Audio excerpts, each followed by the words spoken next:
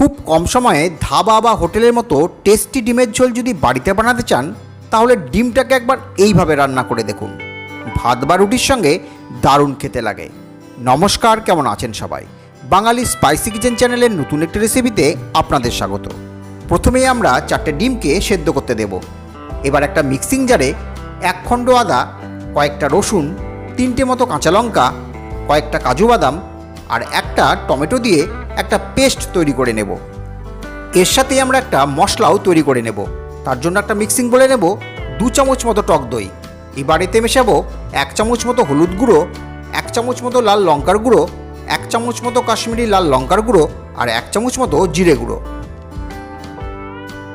ডিমগুলো সেদ্ধ হয়ে গেলে খোসা ছাড়িয়ে নেবার পর ডিমগুলোকে আমরা এইভাবে 2 ভাগে ভাগ করে নেব। এবার একটা ফ্রাই প্যানে দেব 2 চামচ মতো তেল। তেলটা গরম হলে দেব 1/2 চামচ মতো হলুদ গুঁড়ো, 1/2 চামচ মতো লাল লঙ্কার গুঁড়ো আর 1/2 চামচ মতো লবণ।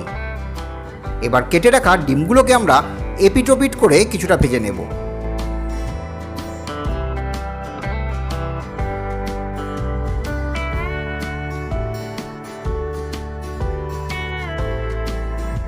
ডিমগুলোকে কিন্তু একটু সাবধানেই ভাজবেন, কারণ অনেক সময় কুসুমটা ডিম থেকে বেরিয়ে আসে।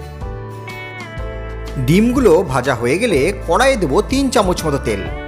তেলটা গরম হলে ফোড়নে দেবো সামান্য গোটা জিরে। ফোড়নটা ভালো করে ভেজে নেবার পর কেটে রাখা পেঁয়াজটা দিয়ে দিতে হবে।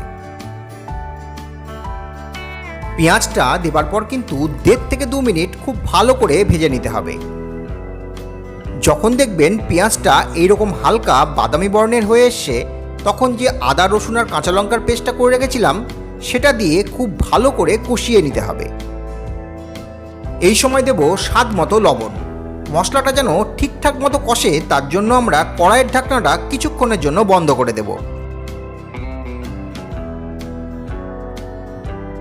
যখন দেখবেন এইরকম তেল ছাড়তে শুরু করেছে, তখন টক দই আর শুকনো মশলার যে পেস্টটা আমরা তৈরি করে রেখেছিলাম সেটা দিয়ে আরও কিছুক্ষণ খুব ভালো করে কষিয়ে নিতে হবে।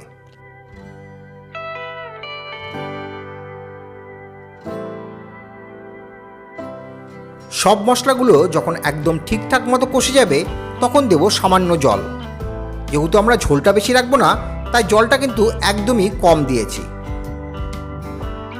এবার ঝোলটা ফুটে উঠলে দেব সামান্য গরম মশলা গুঁড়ো। ব্যাস, তাহলেই কিন্তু ডিমের ঝোলের গ্রেভিটা আমাদের একদম রেডি। এবার ভেজে রাখা ডিমগুলোর উপর গ্রেভিটা দিলেই কিন্তু ডিমের রেসিপিটা একদম রেডি হয়ে যাবে। ডিমের এই রেসিপিটা কিন্তু ভাত বা রুটির সঙ্গে দারুণ খেতে লাগে, তাই বাড়িতে একবার অবশ্যই ট্রাই করে দেখবেন। তো আজকের এই রেসিপিটা আপনাদের কেমন লাগলো তা কিন্তু কমেন্ট বক্সে জানাতে ভুলবেন না। আর ভালো লাগলে একটা লাইক ও শেয়ার অবশ্যই করবেন। তবে আজ এতটুকুই। দেখা হচ্ছে নেক্সট কোনো রেসিপিতে। ভালো থাকবেন।